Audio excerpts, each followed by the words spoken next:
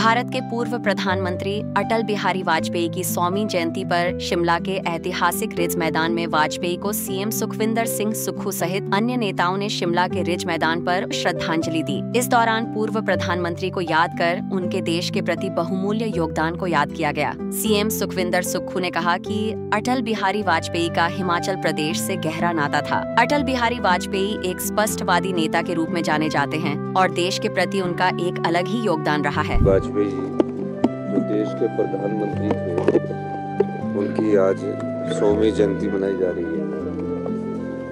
इस अवसर पर मैं ये कहना चाहूँगा कि पूर्व प्रधानमंत्री अटल बिहारी वाजपेयी जी का हिमाचल से बहुत पुराना रिश्ता था।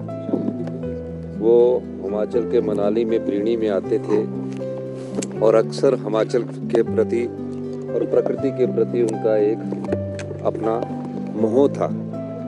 वो एक पोइट थे, वो एक भारतीय जनता पार्टी के जब को फाउंडर मेंबर थे, और मैं ये भी कहना चाहूँगा वो एक स्टेट्समैन के रूप में कार्य करते थे। देश की गरिमा को बनाए रखने में महत्वपूर्ण योगदान देते थे।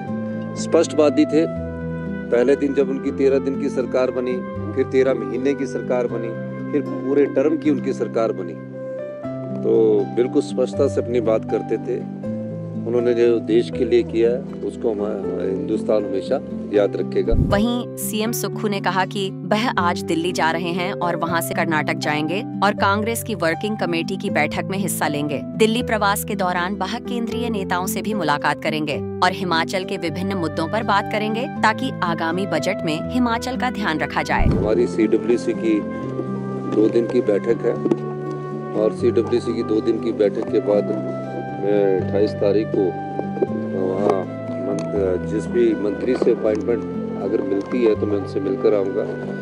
और निश्चित तौर पर प्रदेश के हित की बात है। प्रदेश के हित के लिए हमें केंद्र सरकार पर मिलना जरूरी भी होता है। फेडरल स्ट्रक्चर्स में हर स्टेट में इनका एक राइट होता है। तो इस दृष्टि से हम आने वाले समय में जनवरी के महीने में हमारी काफ़ी व्यस्तता रहेगी और इस मामले में क्योंकि बजट है और बजट से संबंधित हम सब चीज़ों को सरकार के उठाएंगे, क्योंकि हमारा जो GST कंपनसेशन है जो है, क्योंकि हम प्रोड्यूसर स्टेट है, हम कंज्यूमर स्टेट नहीं है। GST लगता है जैसे कि जो शिमला में कोई चीज़ खरीदेगा तो उसमें GST लगेगा। अब बद्दी को फार्मा हब तो कहते हैं, लेकिन उससे GST हमको कम आता है। तो GST कंपनसेशन हमारा बंद हुआ है। 17 से 22 तक GST कंपनसेशन था जो हर साल 2,500-3 हज़ार करोड़ रुपया आता था, वो ख़त्म हुआ है।